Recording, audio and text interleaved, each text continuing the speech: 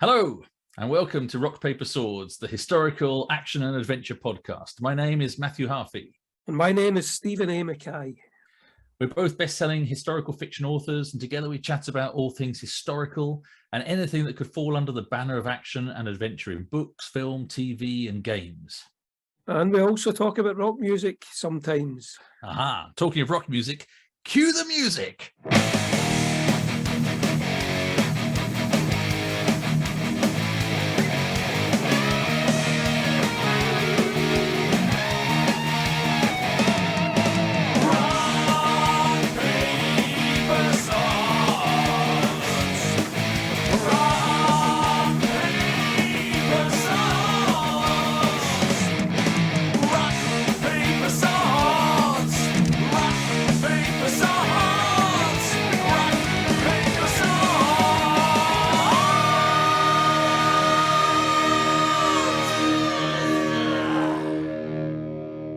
Each episode, we cover different aspects of history, from the quirky to the almost unbelievable.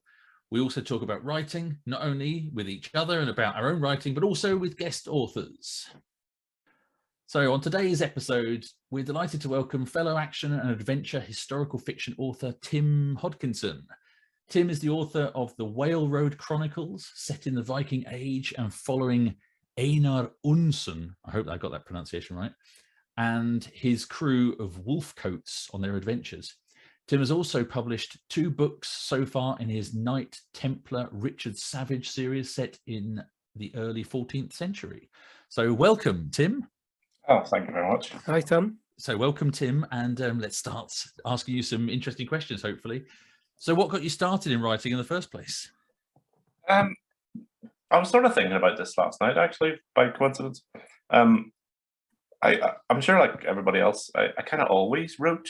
When I was at school, I always overdid the composition essays and things like that, and I remember worrying my English teacher about some of the stories that I wrote. We just write this story about the experiment that failed or something, and I wrote this whole 8-page saga of how all the pupils in the school rebelled against the teachers and took it over and then executed them all at the end. I can see that been worrying. A teacher. But there was always that. But I guess I wrote and wrote, and I had this. It's probably an idea like a lot of people have, or I'd love to be a writer. I did some technical writing. I was in the software engineering, and I would have written a few articles for websites and things like that about programming. But then when I turned 40, I suddenly thought, look, I've had this novel. It's been sitting half written for 20 years. It's either, get on with it and do something, or just keep talking about it for the rest of your life. And that was the big thing. I sat down, I finished it, I revised it, and haven't looked back since, I guess. So which novel was that? That was the Lions of the Grail. It's been republished now by Ares. It's set during the Scottish invasion of Ireland in 1315. The Richard Savage books, as it's called now. And it was it took me 20 years to write. And then it's one of those things where every year then you have to kind of come up with another one. Yeah. That's the so same you as self-published. You self-published that first one originally, didn't you? Yeah. Self-published it, yeah. And I self-published a sequel to it. And then I also self-published a book about the Roman army. And then I got the Viking books. They got picked up by, it was Ares originally, I think. Aria, wasn't it? Originally? Oh, Aria, that was it, yeah. Because, well, just for anyone, for those listening who don't know, Tim and I share a publisher. So we both started with Aria, that's an imprint of Head of Zeus, and they've then created a new imprint called Ares, which is action and adventure, historical thrillers and modern day thrillers and kind of just actiony stuff. Yeah. Actually, me and Matthew were kind of outliers. I remember there was a party. There was an area party in London that we went to, and it was basically everyone else was a romance writer. Yeah, and we were like the only men there, apart from there's a couple of guys who worked for the company. But most of the people working for Head of Zeus, to be honest, most of them are women as well. So there was probably like 2 or 3 guys that worked in the sales team, or a couple of editors, and then there was us. Yeah, and then about maybe 50 women writers. Yeah, all romance writers as well. And they'd go, "What are your books about?" Well, they're sort of about the Vikings. And then you can see this. Oh, was it the Viking romance ones where the guy's got no top on the cover? Those ones. Yeah. That's what they were thinking. That's what they were imagining. I've actually been. I don't know how they do the metadata, but for a time, one of my books did end up in one of those, those charts in Amazon. So you've like, my book, and then the Vikings bed slave or something with some guy with no top on, If it works, I mean, I've got one of my. I think it's A Time for Swords has been #1 in a specific category on Amazon for ages. Metalwork, yeah, and everyone keeps going like, "What? It's #1 in metalwork?" And I'm like, "Well, it's about swords, so it's kind of loosely linked there." But I don't know. I think the publishers just choose whichever category they think is loosely. Yeah, if you're going to hit #1 in a niche category, then fair enough. If it helps sales and gets you the wee banner, then fair enough. Although I do wonder if there's all these. Another one that I did very well in was the Christian reference, or Christian theological reference. I was #1 in for 2 months. Congratulations! Well done.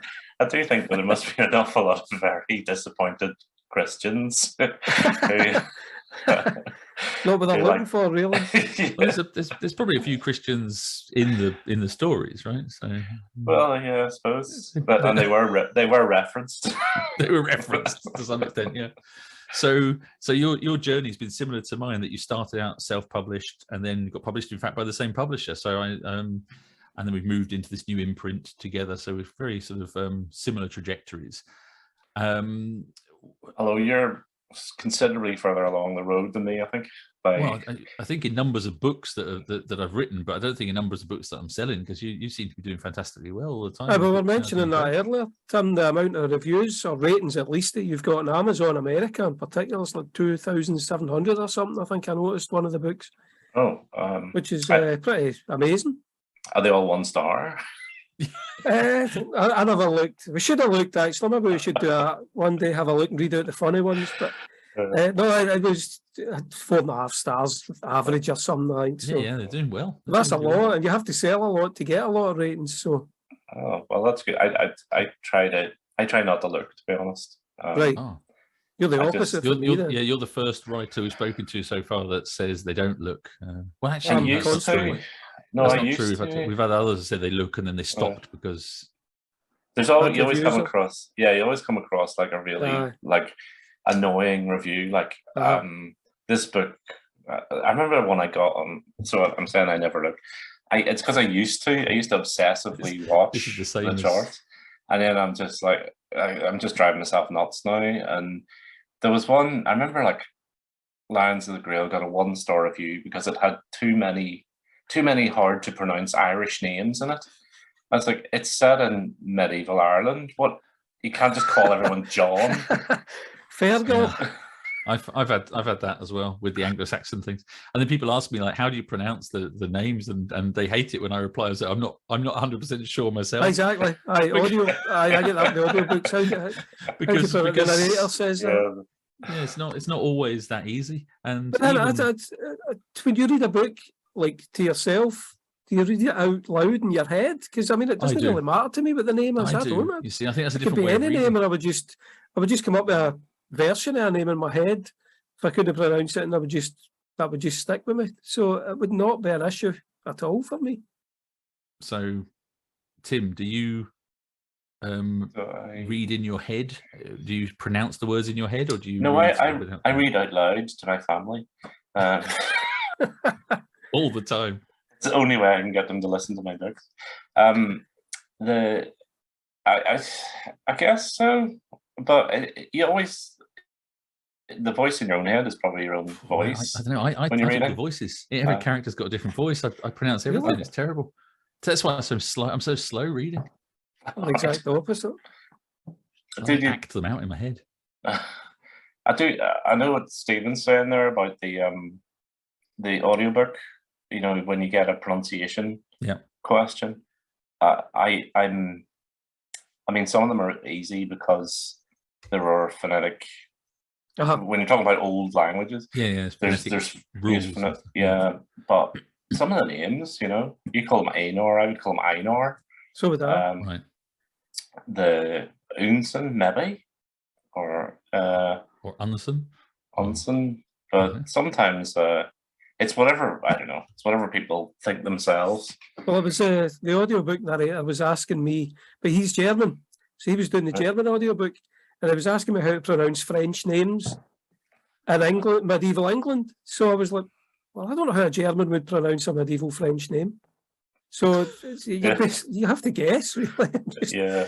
But you're going to get a bad review from someone saying this is pronounced wrong. But well, it's interesting because you got Guy of Gisborne, but it's like it would be really Guy, wouldn't it? Be like it would be Guy de Gisborne. It wouldn't be, you know, Guy of Gisborne. But so how do the Germans even my book Lucia? To me, that's Lucia. Being a guy from Glasgow, it's Lucia to me. But obviously, it would be Lucia. So you can never really win, can you? I think it's kind of like it's like a lot of things in historical fiction. There's like you can be accurate, you can be too accurate, and then there's like an expectation that people have, and it's a fine line between being so accurate that it bounces them out of their suspension of disbelief or whatever you want to call it. Yeah. And then they suddenly go, hang on, that's wrong. Or just letting it go, you know, with like whatever. I mean, I am one for trying to be as accurate as possible, but I remember reading the thing by Amanda Scott, who was writing about Boadicea or Boudica, and she found that there were like pelicans in Britain in Boudica's day, but she didn't deliberately put them in to her book because she thought people would be reading it and go, hang on, pelicans? Yeah. It's funny because I purposefully put in beavers into my stories because there were beavers, you know, native in the early medieval period. So I throw them in every now and again. They come across like a beaver dam and a big pond and stuff because I think, well, people, they can go off and say it's not true, but then I know it's true. So that's right. There's a Biafor or whatever. It's an Anglo-Saxon word. So you did the Knight Templar books first, and then the Viking stuff. So why particularly did you start with those? What was the spark, I suppose, that started you on those, and then why the transition into Viking? So I'm kind of like I've always been a medievalist, and studied medieval English at university. And I did in my last year. I did Old Norse language and literature, and that was kind of what introduced me to the old Icelandic sagas and things like that. But the main part of my degree was in medieval English. Really loved reading Chaucer, and some of there's some fantastic Middle English knightly chivalric sort of poems and tales to really enjoy. And I was always kind of into King Arthur and that sort of stuff. And at the time, I think I was sort of caught up in the whole Holy Blood and the Holy Grail thing as well. So the whole Templar thing came into it. And also, I was quite fascinated by the fact that there were, you read about medieval chivalric knights going off on these quests and stuff, but there was one of the ones we studied at Queen's in Belfast was Fergus of Galloway, and it's a medieval romance, which is about this guy from Galloway. And I mean, so Stephen, you know where Galloway is? It's like southwest Scotland It's today. near me, I'm sure. Yeah. Aye. I mean, I have a holiday home on the north coast of Ireland, and I can see it. Right. And there's been a big connection between there and sort of Antrim for 2,000 years. And what really fascinated me was this sort of Arthurian chivalric romance set somewhere outside of southwest Britain. And it was in places that I knew about. And then there's also a poem called The Song of Dermot and the Earl, which is about the English or the Normans coming to Ireland in 1170 or whenever that was. And it's a similar sort of thing where it's all written in Norman French, but it's written in Hiberno Norman French. So you were talking about accents earlier, where it's not. So Norman French is like French with a dodgy accent, and Hiberno Norman French is like an Irish person trying to pronounce that. Sounds like hell. But again, it's like it's sort of about knight chivalry battles, but it was all in places that I was aware of. And then there was what really fascinated me. So, and also, sorry, this is a rambling long answer. These are all the sort of the things that led me to write about this because I was so interested in it at the time. Then there was the whole thing about the Scottish invasion of Ireland in 1315. I remember doing a talk about this in a library.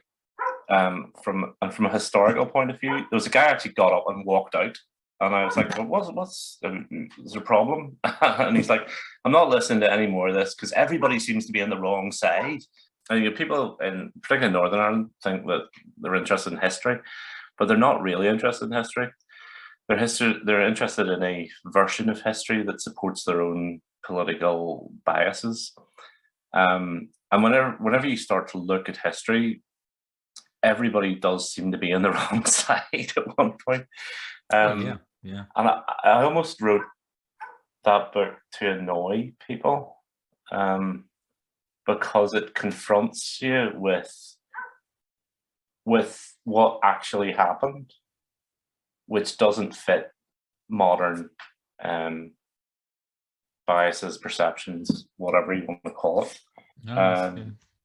So that was like a real spur. And then I've just been interested in the period, as I said. So then how did I change to Vikings? I always wanted to write a Viking novel, but I'm sure like the rest of you, I started going to a lot of conventions and stuff. And I was always told by agents that Vikings were not what people want to read about. Well, see, funnily enough, you should say that because I wanted to read my Viking books, and there was nothing out there at the time. I don't know how many years ago it was, maybe 15 years ago, and there was nothing at all apart from stuff that had been published years before. And then Robert Lowe and Giles Christian did theirs. Yeah. And it seemed to take off. So it amazes me that agents said there was no market for it. Well, what I remember one guy said to me, it was at the time, I guess, when everyone was like wanting to read, or the Roman fiction was really big. And there was an agent said to me, well, people want to read that because it's about, like civilized people going out against the barbarians. Wow. And people can relate to that. Whereas the Vikings are like the barbarians coming into civilization. That's such a strange thing though, because I mean, when I started querying, contacting agents and trying to get an agent and stuff, I got rejections that were saying basically, oh, nobody wants to read any more of this stuff. Bernard Cornwell's got it all sewn up. He's written all about that. And it's just, agents don't have a freaking clue. No, they just don't know what they're doing. Exactly. Piggyback off and the success of guys like that. And you're saying, like everyone wanted to read Romans. That's because that was all they could read, because that's all that publishers would buy. Exactly. So I know, I don't know whether I should say his name, but a writer that we all know of came up with the term Jaffra, which was just another effing Roman author years ago. And needless to sounds say, he's a familiar. historical fiction author who doesn't write Roman stuff. But I don't know whether I can, we'll get him on at one stage, and I'll get him to say it. And you can find out.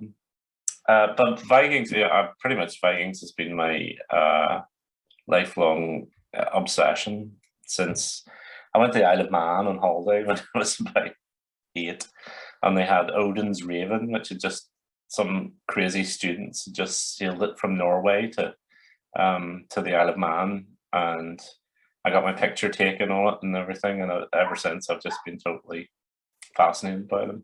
And I thought, right, I'm just gonna get on with it and see what happens. And it turned out people did want to read about it, probably helped by the Vikings TV show. Aye, I was going to say that was lucky because, like Robert Lowe, Giles Christian, the Vikings TV show.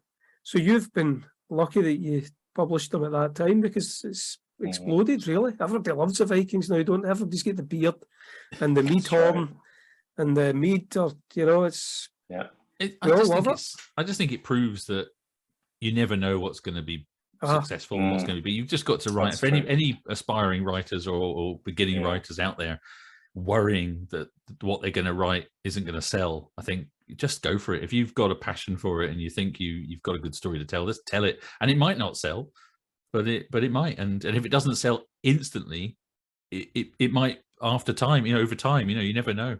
You can't tell. So I was told the same though, that with the Robin Hood novel, Angus Donald had the market sewn up, so the agents weren't interested. And I mean, I've sold plenty of the Robin Hood books. So, like you say, Matthew, the agents, they don't seem to really have their finger on the pulse as much as you would expect them to. They definitely have got the finger on the pulse. They've got the finger on the pulse of what's actually selling already. Right now. At So that moment, as soon as somebody's done fantastic, if one of us went out now and wrote a book about some unusual period of history that nobody else has written about, that was suddenly hugely successful, all the agents would be asking for that from all the people that would contact them. They'd be saying, well, this guy's written about this really weird thing. Now you've all got to try and write that thing. Yeah. And then by the time you've written that book, there'll be 50 other books about that. Yeah. So you can't really try to write for the market, but that's what agents want. Agents want people that write for the market. And they're wrong, I think. I mean, obviously, sometimes they're going to be lucky and get the right, but it's a really strange thing. I mean, at the moment, I've talked a couple of times about the fact that I'm going to write a book set in the 19th century West. I'm not going to say it's a Western, but I'm now calling it a Victorian era thriller that just happens to be set in the West of America with guns and cowboys and Victorian ranches cowboys and stuff. Yeah, but my agent years ago, I've been talking about this for years. He's like, you can't write that. Nobody's gonna. I haven't got an agent anymore, but I did at the time, and he was like, you can't write that. Nobody's gonna want to read it. We can't sell because he was thinking like, I'm not gonna be able to sell it. But eventually, now the publishers, editors said, if you want to write it, and it might not sell, but it might. And there's lots of TV series at the moment and films that have come out about the West. So just do it and see. And if I think that hopefully it will do okay. Take off. Yeah, because that Deadwood was a pretty good series on TV. That was quite big. Yeah, Justified. And they've got Yellowstone in the States. It's huge. It's like the biggest series in the States. Apparently, that's like a modern day thriller. But they've got a spin-off. Well, that's what I was saying. Justified's modern day as well. But he's a cowboy. People do like cowboys. I'm sorry, you don't want to call them cowboys, do you? It's Victorian. It's the Victorian Sherlock Holmes style. Yeah, Victorian thriller set in the far west of America. I read True Grit recently. It's amazing. It's a fantastic read. It's a fantastic read, and it was a great inspiration to me in writing Wolf of Wessex, because basically all my books are westerns set in the medieval period. So, right, yeah. But yeah, it's a great book. If anyone who hasn't read it, Charles Portis, isn't it, the author? It's amazing. Yeah, really good. And I was familiar with the movie, obviously, growing up, but John Wayne. It's totally different. It's just got a great feeling to it. It feels really authentic and really real, and just great voice. A book that's similar to that came out a few years ago by a writer called Robert Lautner, a British writer. And it was a pseudonym, So Robert Lawton is his pseudonym. He's written under another name, which I can't remember his first published. He's wrote some pirate novels, and then he wrote this western, and it's called The Road to something, Road to Reckoning, or the Road of Reckoning, or the Road to Reckoning. Robert Lawton. It's really great. Again, first person, reminded me a lot of True Grit. Really worth a read. Anyway, I mean, you mentioned pirates. I mean, in a similar sense, my Viking books are basically pirate books. Set in the North. It's interesting, isn't it, how these sort of genres, I mean, I do a lot of that now in my books. I feel like I'm sort of genre bending. I'm just taking things that I like Westerns and other, sci-fi, fantasy, whatever, and kind of massaging the stories to fit into the world, keeping the world authentic and making it feel real. But really the stories could easily be transposed into different periods of history at different times and places. Yeah, people stay the same, don't they? The motivations stay the same, love and hate and the desire to fight and stuff like that, money and greed, and it's all the same no matter what genre it is. That's a very good point. It's all about the story.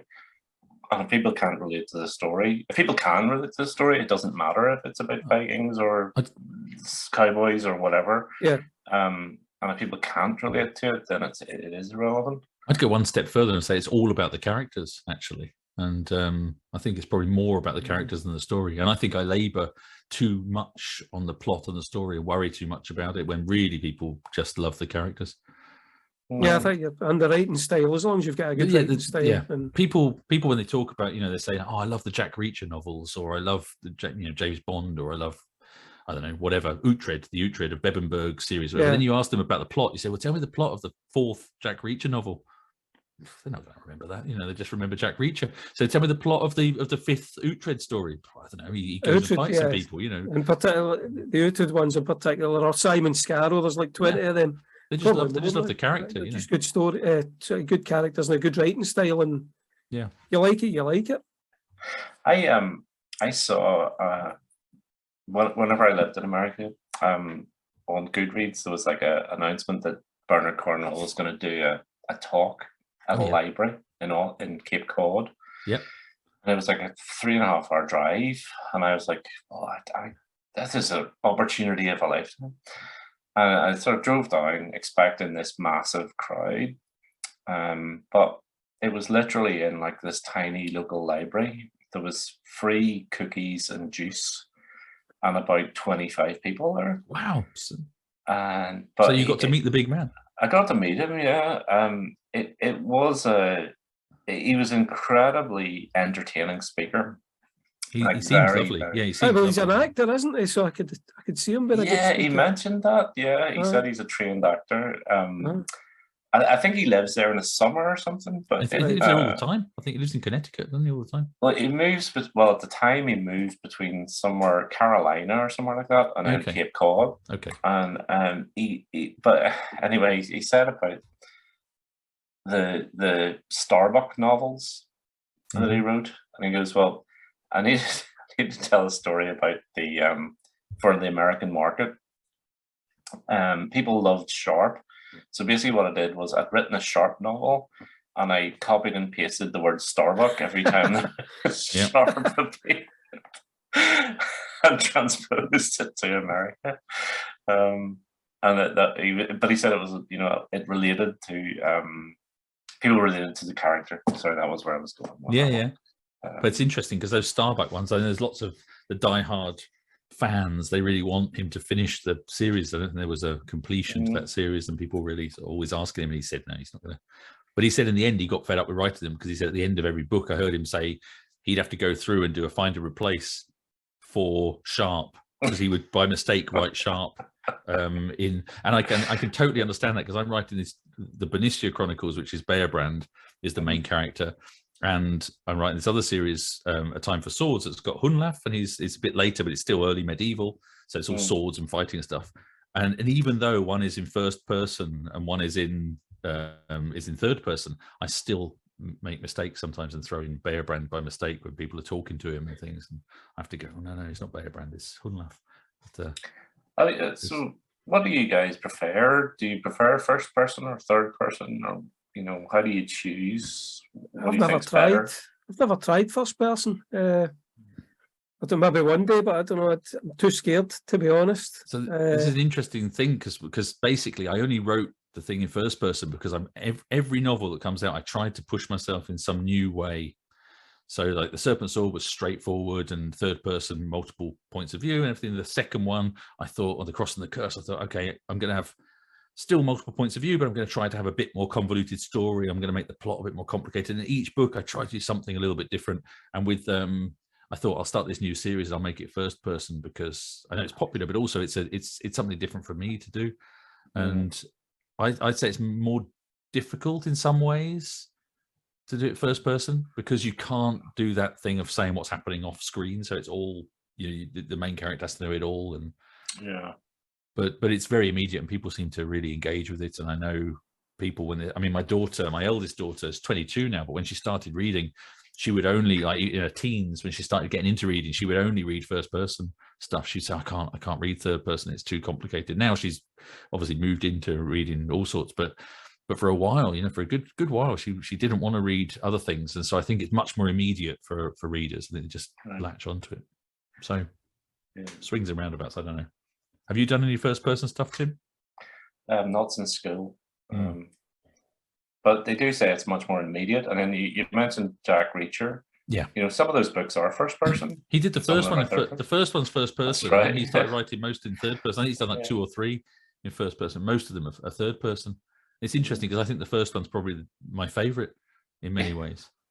It's got the best opening line ever. I was in a diner when I got arrested or something like that. That's how the series starts on the TV. That's right. Is that right? Yeah. Have you seen the TV series, Tim? No, I haven't. I remember I watched the Tom Cruise movie, and I was like, he's like 5'2". Exactly. Reacher is serious. If you've got Amazon Prime, you can watch it for free. So that's good. Definitely say watch the first episode, and if you don't want to watch the rest, then don't. But I think you will. It's I'm I a big enjoyed fan. Of the books and the series is definitely worth watching. And my wife enjoyed watching it for some reason as well. I don't know why. Oh right, okay. There's a fact that the main actor is like huge. Surely you're similar to the main guy, Matthew, the tall and brawny and super handsome. Yeah, it's probably I mean, I think my wife enjoyed watching it because she just felt like she was watching me. She could relate. That we have the same thing with Bridgerton, Yes, you look just the same as what's his name, Reggie, whatever his name is. Yeah, I can't remember his name. If I shaved, yeah. So we talked a little bit about third person, first person. So we're getting into sort of the writing specifics and what we do. And I wondered what your sort of writing process is, if you've got one, and have you got a schedule you follow or anything specific that you do, or what how do you go about tackling a new book and the day-to-day? Sorry, this is I'm rambling again. I've realized I'm on the 6th book of this series, and for those people who want to get published, the downside of having a contract is you're expected to deliver a book on a regular basis. So you have to have a writing schedule, particularly if you have a job. I have a day job, so believe me, even if you don't have a day job apart from the writing, which is me and Stephen now, we both you do have to focus. That's even more pressure because you don't have a day job to exactly. That's true. Yes, actually, yeah. And it's very easy not to. I find it very easy to sort of think, I've still got 6 months to be fine, So you've got to really focus. Well, that was what got me. So for some reason, for some unknown reason, I agreed to write 2 books this year. I know you do this all the time, Matthew. But I've done it, but I'm struggling now. I've changed it now to 3 books every 2 years is my new schedule because I couldn't keep it up. 2 books a year is crazy. And when you think about as you say, I've got 6 months, but that's what I'm not even going to think of the maths, but you've got 30 days in a month, and if you've got to write 100,000 words or 120,000 words, 1,000 words a day is actually good going, I think. Sometimes, I mean, you can do 5 on On a good day, yeah. a really good day. Uh-huh. But when you start to break that down, and you divide that by the number of days you have, and then the number of hours that you can spend, you realize you have to actually be disciplined and write every day. So I've found that the best thing for me to do is get up early. I like to get up when it's quiet and spend at least an hour writing in the mornings. I also find that something that's totally like ingrained in my process is going for a walk. I have that dog that you heard earlier.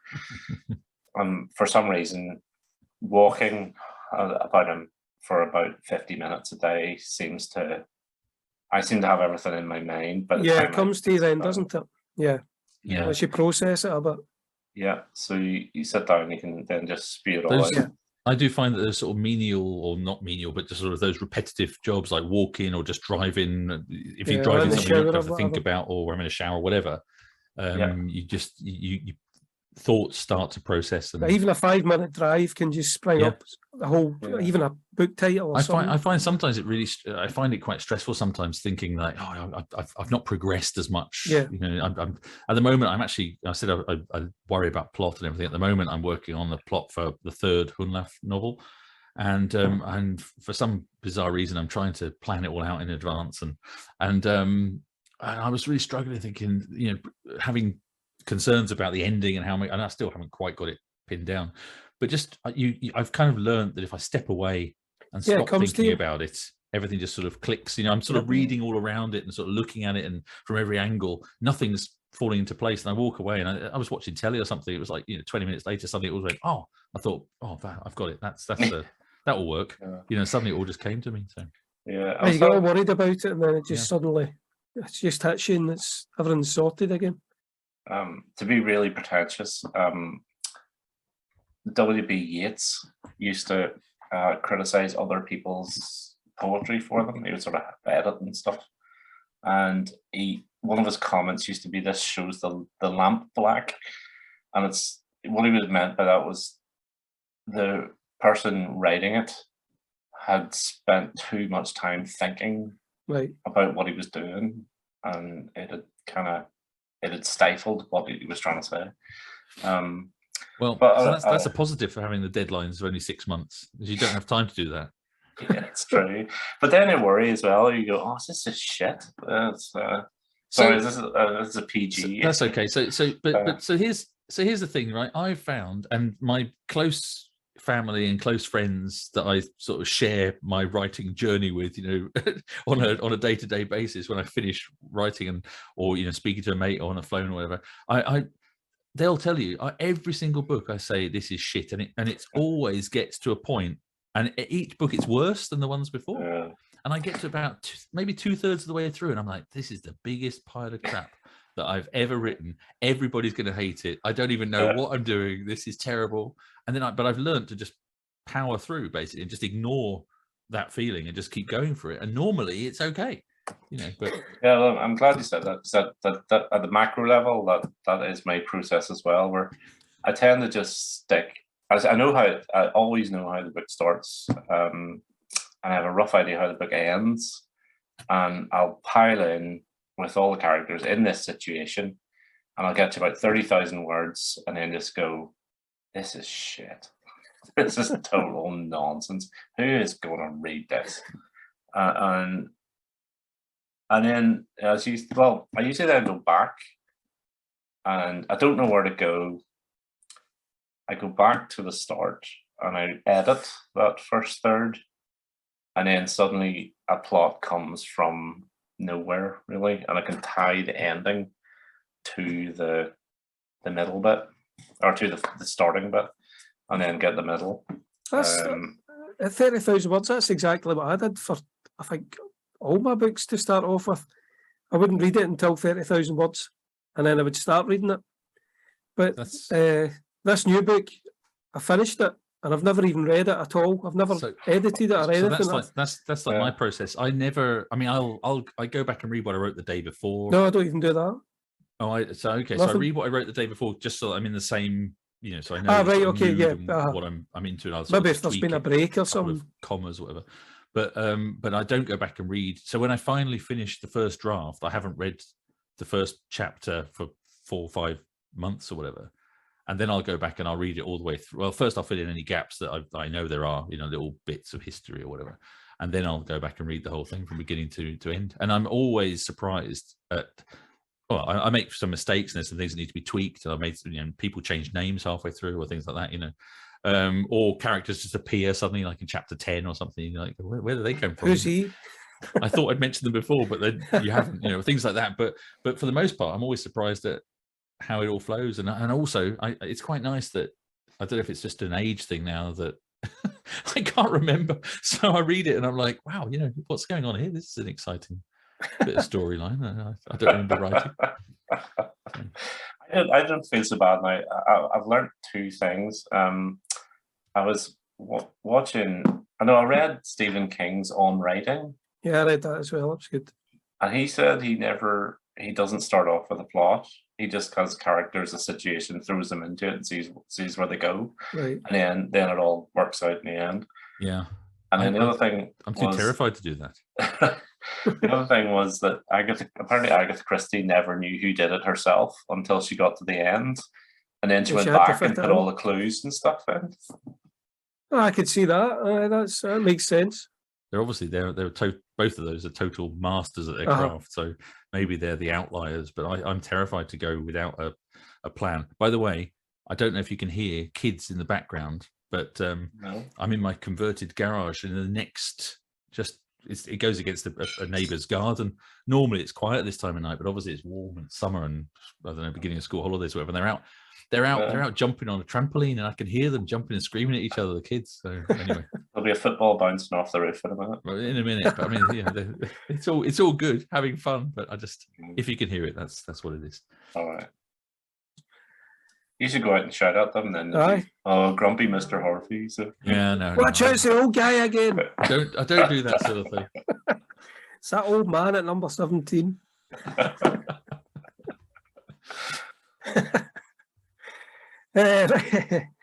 Tim, I wanted to ask you this because I've been reading your Odin's Game. Oh, right, yeah. So I thought I would have a look at it. And I've noticed that you've been using Volur or Volv as.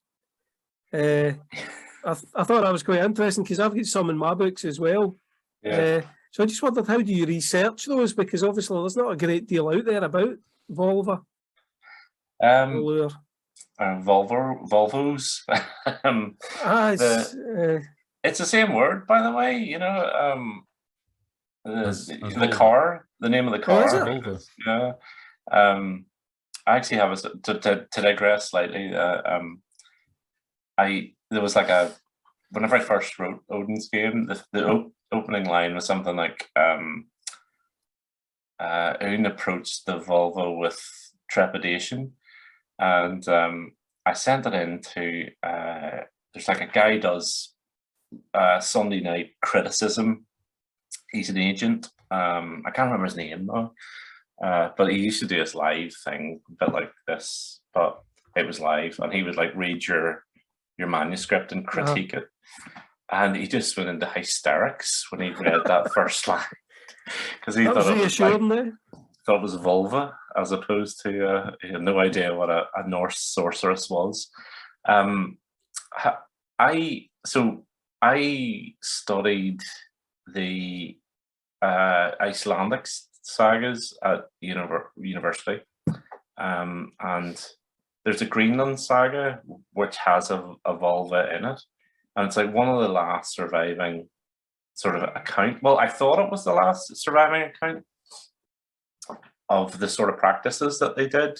The catskin gloves and the sitting on a high platform to pronounce these prophecies. And then there's obviously the 3 witches in Macbeth. Yeah. They're related to that whole thing. But then there's also a really interesting account of a medieval, Hereward the Wake, the Saxon sort of resistance fighter, the Normans. Yeah, there's a series, James Wilde did about Hereward. Well, whenever the Normans, who were basically sort of half-civilized Norsemen, were besieging Lincoln, they couldn't get into an island in those marshes, and they brought a witch to curse the people in it. And these are, this is like hundreds of years later. Yeah. But the account of it is that she went up onto a big high platform and she was wearing a blue robe, and it's remarkably similar to the one in the Greenland saga, where the witch has the blue robe with the little spangly seashells and stuff in it.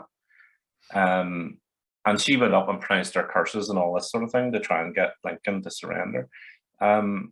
So as you say, there isn't a lot of hard and fast sort of evidence or research to do, but the ones that there are, the descriptions of them are quite remarkably similar. That makes you think, oh, this is probably what it was like. Yeah. And then the other thing I find is academia.edu is a really great resource, and there's a lot now coming out in archaeology, where they're finding a lot of graves in like Scandinavia and northern Scotland and places like that, with women with these distaffs. So it's a spinning implement. And they used to think, oh, this is because it was, she was a woman. It was so a she housewife, obviously, yeah, housewife. thing. Yeah. But the sort of the current theory is that these were witches, or well, I call them witches. These were sorceresses, prophetesses. These vulva, and the distaff is actually a symbol of their role, their rank, Their trade or whatever. their trade. Yeah. So it's fascinating stuff. That's interesting. It seems like a bit of a leap, though, in that surely there's not going to be that many of them going around. To be digging them up all over the place. Well, they're not digging them up every 10 days, but but they did travel. Because that was the whole thing about in Greenland. In the Greenland saga, the prophetess travels from farm to farm. She's nowhere that's to what I live. read as well. Yeah, but surely that in itself shows that she's very rare. So there's not going to be like 3 or 4 of them buried around. Yes. So Yeah, that's but what I'm then- saying. It's such a rare Then thing. if she was successful, Matthew, and she moved on, then the girls in Yeah. that village might have then decided to do their version of it Possibly, and became, because there's nothing. It's not like you need a diploma to be a vulva. No, I mean I've got So- in the Night of Flames, I've got a woman who is basically a vulva as well. But the reason that she has become is because she's an albino, and so she's just other, and so she's very different, and so obviously she's just become something to kind of protect herself, and she's just decided. Giles Christian's book, I'm sure that Raven, was it called Blood Eye or something? Blood Eye, yeah. It's the same idea. It's just to protect yourself. Yeah, so she's kind of she's got her. Well, she does she knows some stuff, whatever. But well, it's kind of like the old story of the midwife or the old woman in the woods, the wise woman. Yeah, exactly. Yeah. That's pretty much who they were. Universal, right? The Baba Yaga in Russian folklore. There's definitely a tendency, though, in archaeology, isn't there, to sort of jump to this is the most exciting idea of a find, rather than saying, we found someone that they're carrying a knife, therefore they are, the super warrior or something, rather than they're just a person who had a knife. But then on the other hand, Matthew, so are they just like spinning? Well, it's just like a distaff is an incredibly common item, and it would be used by every single woman in society. But even so it the seems a bit buried strange. with it, surely, would you? That'd be like me getting buried in my fairy liquid. But you're thinking about it from the perspective of the person living and then dying, but not for the person burying. So the people burying, maybe that's how they remember her, right? So the grave goods are always from the perspective of the person who's doing the burying, not the person who's doing the dying. But the ones that they think are witches though are they also have this weird iron wand with them. Ah, They right. Oh, now just you're can't- talking. So they've got a wand. Why don't you start open with that? Right. So we've got these bodies that have got wands. So Oh, and by the it's- way, they've got a or distaff. All it right. might be a wand. It's the classic archaeology thing where they find something they don't know, so it's probably for ritual purposes. So again, It's probably just a big part of the distaff. jumping to the exciting. Yeah, there's a ritual. It was part of the sewing machine. It was a big needle. Anyway, I mean, I'm always the skeptic with these things. Yeah, I do find that a lot of my books actually are about whether it's kind of like, well, not like Macbeth, but it's about that whole thing. I'm fascinated by the concept that is in sort of Norse mythology, if you like, of fate. Yeah. And It's a big deal in my books as well. Yeah. the idea that it's woven like a tapestry. Yep. Yeah. And when you look at the Bayeux tapestry or any of those old tapestries where it tells a story, and you can sort of see Is that the how weird being woven into a woven. And there's a really horrendous Norse poem about the Battle of Clontarf. And before it, there's a guy in Orkney riding across the heath, and he finds this strange building that's in the middle of nowhere. And he goes and he looks in through the window, and inside it are the Valkyries, and they're weaving this tapestry, but the loom is made of spears. And there's human heads, or like the weights at the bottom of it, and there's like guts and stuff strapped. Yeah, I remember reading this. It's amazing. It's I really I think a lot of the things I go into that fascinates me on a different level whenever you're writing these books is, I suppose it's like when we plot them, or do we plot them, or does it come out of our own subconsciousness or something? And it's the same thing with fate, are people fated? Can you escape that? Yeah. Or that's all set in stone? It's a big theme in my book. In my books, the theme of weird, and how the characters. I mean, Bearbrand in the Bernicia Chronicles, because of course the Anglo-Saxons have the same idea of weird as the Vikings, all very similar, and he he's always struggling with this thing of sort of saying, well, I'm going to rail against it, but kind of it's all predestined anyway, but I'm going to try my best to kind of do what I can to alter it. But in the end, it's all, fate is inexorable, as Uhtred says, or destiny is all, as he says in the TV. Except program. in the Norse version of it. So Earth is the version of weird. There's Verthandi, and then there's Skuld. So they're the three weird sisters, if you like. Yeah. And they're the Norns who do this weaving and project. They're like the fairies that come along when you're born, and they give you these gifts or whatever. Mm-hmm. But I think the most fascinating thing is the one. So it's like their names are kind of like past, present, and future. It's like fate. What is happening right now, and then there's what will happen. And the future one is Skuld, and it's the same word. So to get really nerdy, in Old Norse, whenever Old Norse and Old English were once the same language, but they split. And one of the big differences is around the k and ch sounds. So Vikings sailed in skips, whereas Old English people sailed ships. Yeah. Scottish people go to kirk, whereas English people go to church. Same word. Skirt and shirt are the same words, which were originally the same garment, but now are different. But Skuld is should, so it's what should happen, not what will happen. But then So in theory, you can rail against it and change it potentially, possibly. Potentially, but then it's related to another word around debt. So it's like you can escape fate, but it's like welching on a debt. You've got to, There's an amount of shame and you've got to pay the piper kind of thing. Yeah, that's it. Yeah.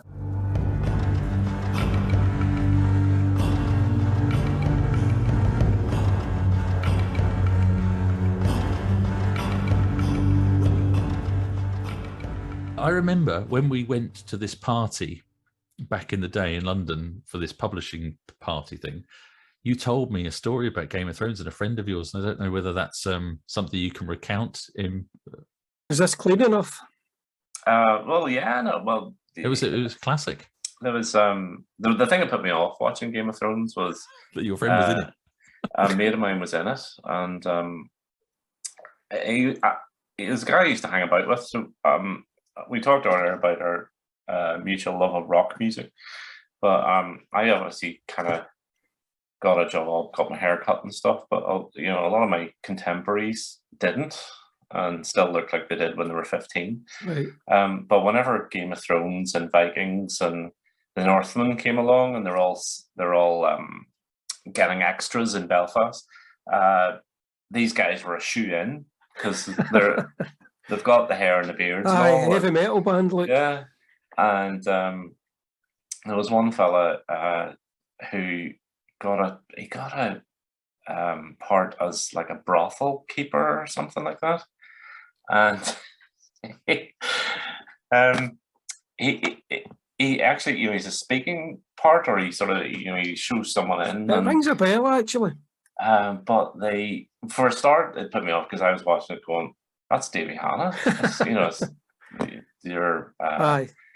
But they got all these, they had to have naked women everywhere, so they got people who do that for a living, as in pornographic actresses. And I think this fella's wife found out about this and wouldn't let him go to day 2 of shooting. Oh, you're joking? His big break ruined by the wife. But it cost $100,000 or something for day 1, and I had to have him in day 2. So the producer had to go round to this fella's basically wife and assure her that there would be no shenanigans going on, and get him a lift down and everything. And she had to go down to supervise. Chaperone him. I love that idea. I love that story, and I love the idea of the wife being so unsure of what he was going to do that he's going to try and, I don't know what's going to happen. It's not that sort of film. It's not that sort of film. And you can just imagine him coming home and going, "There's an amazing day. There's all these naked women. It was great." And the wife like just getting, yeah, that's the end of that. Yeah, more and more angry.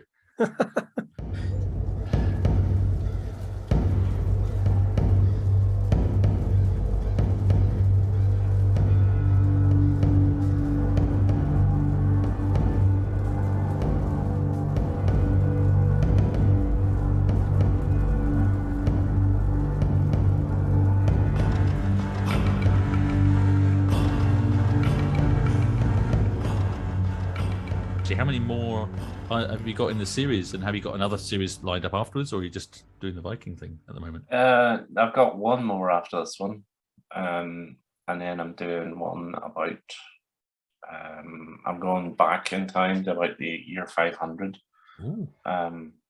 To like the pre-Viking age. You're jumping on our turf there. What's going on? Well, not quite. It's more around the I pitched this to the publisher. I think totally off the top of my head. Well, to be honest, they said, "What do you want to do next?" And I pitched my best ideas, and they were like, "Nah." One was about Salem's Lot 2, and that didn't work. And then there was a couple others, and then I just pulled this out of the top of my head. Salem's Lot 2, as in a vampire. Yeah. Yeah. Okay. And then I thought about there's like it's kind of like Vikings versus the Romans and Attila the Hun. It's going to be like the Avengers, basically, set in the year 470 in the middle of Europe. Nice. where a bunch of people have to come together to fight off Attila the Hun and his Nice. army. Aye. But it's basically, it goes back to the Saga of Volsungs, or the Nibelungenlied in German. Okay. But hopefully it's not as sort of dour as that. Well, it's funny. I mean, Impressive. A Time for Swords is basically the Magnificent Seven or Seven Samurai set in the time of the early Viking attacks and them coming together to fight. That's kind of my retelling. So it's interesting that you've got this sort of bringing people together to fight a battle against the approaching hordes. Just like what we said at the start, the good, stories are all kind of similar. The people are similar. It's just the setting that changes for the it's genre. setting and the characters, isn't it? Good story. Yeah. Sounds good. Yeah. But I haven't started it yet because I have to finish the. You better do it quick, Tim, or somebody will steal it, like me, maybe. Yeah, you'll be on it next. A good idea. Well, I don't know how to write it, so you go first. And Well, I think I'm telling you right now, Tim, that it should be first person. Just mix it up. Do something a bit different. Yes, you're right. Actually, let's just do something different. Write a short story or something. It's the only way you'll know what you're writing is a different story. Otherwise, you end up just calling it Einar all the time. So yes, and I'll just copy and paste those. Change Einar's name for whatever the name of the new guy is. So we're coming to the end of the episode, and we've talked a lot. So thanks very much for your time, and it's been really interesting. But we always ask our guests and each other a few questions at the end. Oh. So those questions are, and hopefully you have read this and Researched prepared this. an answer. But first, so what have you been reading and what have you been watching recently? Well, obviously not Game of Thrones or The Northman. So what am I reading? Actually, I to be really boring, I've been reading River Kings by Kat Jarman. Oh, good. I've got that. That's very entertaining book. Although I do struggle with, she seems almost reluctant to just accept the fact that the Vikings were slave traders. Yeah. It's the most obvious solution for these people who are in the wrong place at the wrong time is that someone kidnapped them from somewhere else, took them there and sold them. Yeah, I heard of it. Yeah, it was recently. It was one of these podcasts, and they were talking about. It might be one that Kat Jarman's podcast. He's got Go Medieval. I think Oh yes, that's yeah. right, yeah. And it might have been on that. I don't know. They were talking about the fact that the DNA, I think, of the women in Iceland is all like British. Basically, loads of it is British DNA. And 60% Irish, and they were well, I say British, I think the British Isles, and I was saying, like, they were, but again they were kind of skirting around, the reality is pretty obvious. Yes. The Vikings turn up and go, I'm having those pretty girls, boom, they're coming back with all me. these women didn't suddenly fall for the tall blonde seamen. Fancy coming back to Iceland, it's amazing. Yeah. So the Northman actually does that pretty well. They do just take them all by as slaves, and off they go. And you've got the actress, I can't remember the name. Anyway, and she's the slave, and they just go like, "Well, you're good looking. You're going to be the sort of the special slave that we for the Lord." And she's like, "No, thanks." I mean, don't to go back to writing again. That is a sort of tricky thing when you write about that era. Or any era in the past. Yeah. If you actually wrote about what people really like and behaved, we'd turn off readers, wouldn't you? People would lose sympathy with your main characters. Definitely. Well, it's a really tough one, and I we keep on saying about trying to be as truthful as possible, and I definitely have got slavery in my books.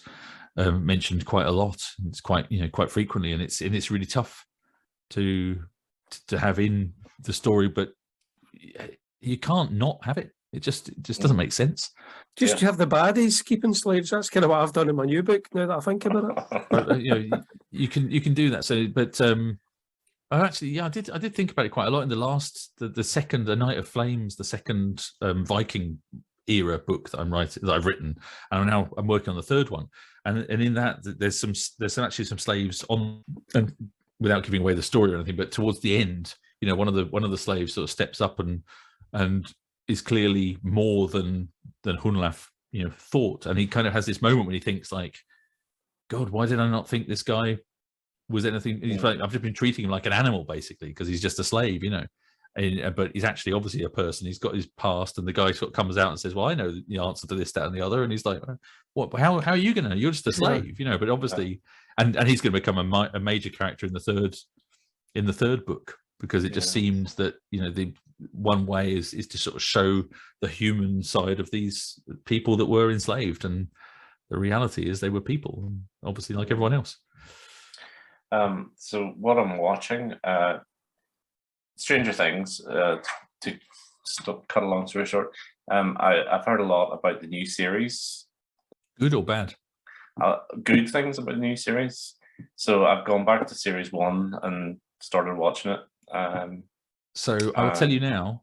Have you never seen it? Sorry, have you not seen any of them, Tim? I hadn't seen it, so I'm working my way up to. Right. Well, you'll enjoy the first series anyway. Season 1's great. Season 2's okay, and season 3's brilliant. Season 4, I'm not convinced. Apart from the Master of Puppets scene, obviously. The Master of Puppets scene is definitely the highlight of the whole Although series. I had no idea what was going on. I think I was actually playing my own guitar and the Master of Puppets scene appeared, and I thought, what the hell is going on here? Why is he doing this? And I still don't know why he was doing it. It didn't make sense. None of it makes any sense. They've written it around a set piece. They've done that thing where you can tell someone's gone, wouldn't it be great to have this guy standing on the roof in the dark and we're playing and there's bats and he's playing Master of Puppets. It's wow, it's amazing. And they've gone, right, let's write the whole thing so we can just have this scene and have Master of Puppets playing in the background. He's doing all the guitar thing up on the roof. I'm glad you never got it either, Matthew, because I thought I must have missed some because I was kind busy. of got what they were saying that was the reason for it, but none of it makes any sense. Oh, okay. Season 4 I thought wasn't particularly good, but definitely the first season in particular I thought was fantastic. Yeah, the first season fantastic. I'd say the second one it dips a bit. Third one I really enjoyed with my family. We watched that. Yeah, that was quite good. Fourth one definitely going off the boil, in my opinion. Yeah, I agree. Apart from that, obviously Love Island. Yeah, we're all watching that. We're glued. Although I did notice that there's a Halifax town football player who's quit halfway through the season. Well, the season's not even started, and he's quit and he's went to Love Island instead. What? He's just buggered off to be in Love Island instead of training. God. So I'm sure that was I'm sure. As it's a plot in another show. That was a plot in Ted Lasso. I've never heard of this Ted Lasso. So Ted Lasso's on tweets Apple TV, and it's actually fantastic. And I watched that a couple of years ago. And I'm pretty sure it's either the first or I don't know which. There's like 2 seasons, I think, at the moment. Oh, that's the one about the American football coach who comes over to the UK. Absolutely, and that one I would recommend. It's really fantastic, worth the entry price alone for Apple TV. And there's an episode in that when the sort of the smarmy, good-looking striker just buggers off and he goes on Love Island. It's exactly. Well, maybe they've done it on purpose for publicity for this Halifax town. I don't know. But that's incredible. That's what he's done. But he comes back, and I think they kick him out of the club or something. I can't remember, or they don't let him play. He comes back, and they're like, going, "You're not playing." It must be set up then. It must be. He's like, "I'm so cool. I've been on Love Island." And like, bugger off. So, what have you been reading and watching? Reading. Well, I've been reading Odin's Game by Tim Hodkinson. Oh, of course, he's such a suck up. You always do this every guest. I'm the only one that bothers to take the time to read the guest books. No, it's a good read. I'm enjoying it. I've not got far into it because I only started reading it this week.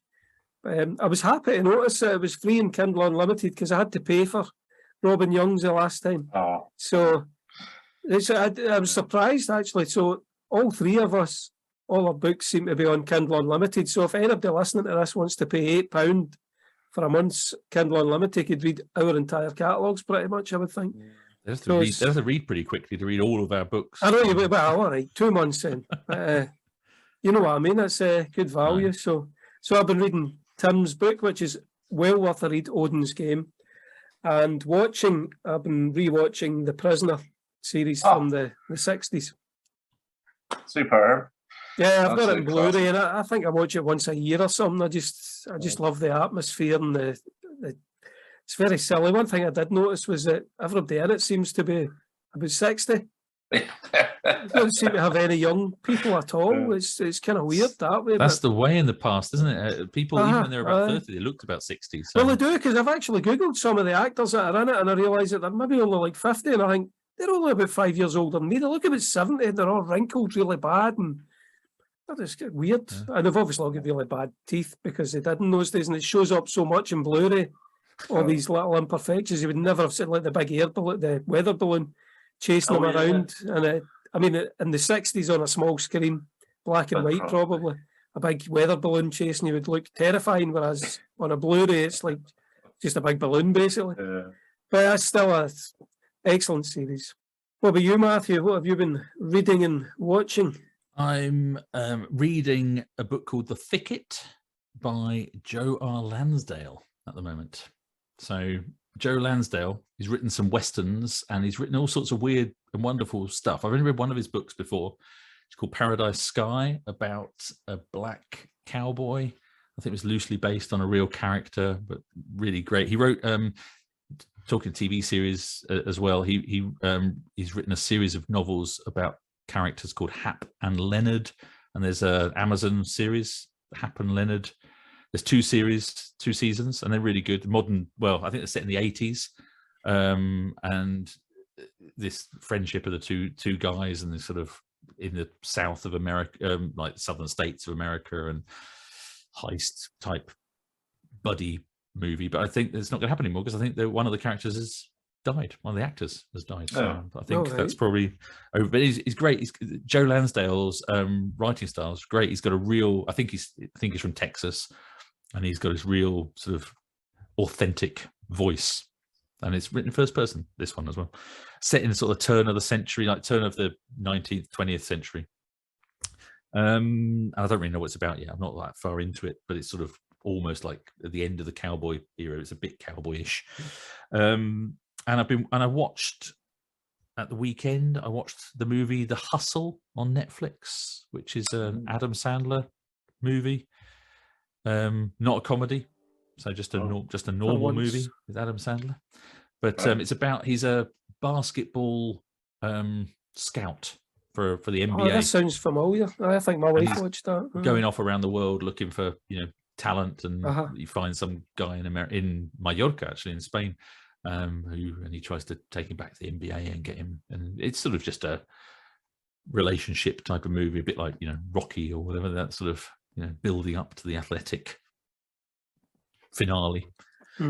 But yeah, it's good. It was good. I think it's a solid movie, the sort of thing you can watch with the family. The wife enjoyed it. So what about listening? What have you been listening to? Well, guests first, I guess. Tim, what have you been listening to? I've mentioned earlier I moved house, and in the move I discovered my old LPs, or some of them. So I dug out a record player, believe it or not, and I had the Stranglers. Oh wow! Radis Norvegicus. Jethro Tull. Oh, perfect. What's this? Nice. I've never seen that one before. Oh right, Ring Out Solstice Bells. Aye. Oh, it's got a druid on the front. You would it's a Christmas. It's a Christmas song. Yeah, it was a Christmas song. Yeah, it's also got Christmas song and Pan Dance song, and the classic Highway to Hell by AC/DC. Perfect. I was listening to that today as well. Nice. Classic. So apart from that bit of Iron Maiden, I went to see them in Belfast about 4 weeks ago. They've still got it, I'd say. Yeah, still sound great. I did wonder whether I was watching sort of the end of an era. And then on holidays, I went to a place called the Hampton Beach Casino Ballroom, which is like this sort of large ballroom of romance type place that's been there since the 60s, and all these like fading rock stars go there. There's actually a picture. Stephen, do you see the picture on your wall behind you of Ian Anderson? Is that? Yes, it is. It's a hand-drawn picture of Ian Anderson. There's exactly the same picture on the wall of this place, commemorating when Jethro Tull played there in 1972 or something like that. I bet it was 74 or something. I think that's when that was. It's based on a photograph, so it must be that photograph that they've got in the wall with them. And they've U2 played there in 1982. But anyway, there was a band called the Dark Star Orchestra. So a lot of my friends from over there go and see these guys every year. They're a Grateful Dead tribute band. Okay. And I had never heard the Grateful Dead. I'd heard of them, but I'd never heard their music. And it was a very enjoyable concert. So I've been listening to a few Grateful Dead songs, though I'm not sure whether I like them or not yet. There's a lot. Yeah. So One of those, they're huge in America, aren't they? I mean, it's just like you see them referenced in like every other movie. Yeah. Grateful Dead. To me, they seem the type of, you'd have to be stoned to enjoy the music. I think I don't remember ever listening to them, but I had a pal that liked them, so I must have tried it. But like one song lasts 25 exactly. minutes. So Rambling seems like a good description. So that's me. What about you, Stephen?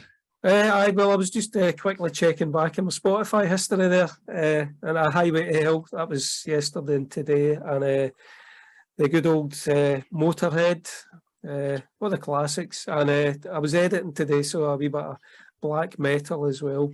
Nice. Just the usual stuff, Enslaved and things like that. Venom, would you like? Would you listen to a bit of Venom? Venom? Black metal? Not really. No, they had an album called Black Metal, but it's not actually black metal. If you know what I mean, they're more like Motorhead really than the kind of. They were the first wave of black metal. Bathory, I like them, which are similar to Venom, but a wee bit more extreme. I don't think many of our listeners will know what we're talking about for this stuff. Stranglers maybe, AC/DC, but Bathory and Venom, I think we'll be losing them. Well, you never know. We'll get those. I'm sure we can bring them back with Matthew, because I can guess what he's been listening to this week. Well, I already mentioned. I mentioned to you earlier tonight that I went to a concert on Monday. Oh. So I've been listening to the band that I went to see live beforehand to build up to seeing them. And then since, because they were great, and the band is the Struts. Oh, so I realised I have kind of a type of band that I like, which basically are extremely flamboyant, slightly camp lead singers. Yeah, like the Darkness and Queen. Yeah, with the Darkness, Queen, the Struts. They're all basically guitar-driven rock bands that write anthemic, great, songs that you can sing along to, but the front man's always very flamboyant and over the top. And I'm thinking, I kind of have a type. I really liked, Meatloaf as well. That sort of style of bombastic, over the top, sort of anthemic rock. So thanks again, Tim, for being here with us. Thanks for having me. Oh, thank you. Yep. That's it for today's episode. We hope you've enjoyed it as much as we have. Please let us know if you have any questions or things you'd like us to cover in future episodes. You can contact us on the Facebook page, and that's facebook.com/rockpaperswordspodcast, or on Twitter, we are at rock_swords. You can find out more about our books on matthewharvey.com and stephenamackay.com. And we're both also on Twitter and Facebook, and we love to hear from readers and listeners, so drop by and say hello. The theme music is written and performed and copyrighted by us. Until next time, a Rock, Paper, Swords. It's goodbye from me, Matthew Harvey. That's goodbye from me, Stephen A. Mackay. And remember, whatever action and adventure you may have going on in your life, be kind, stay safe, and happy reading. Toodaloo.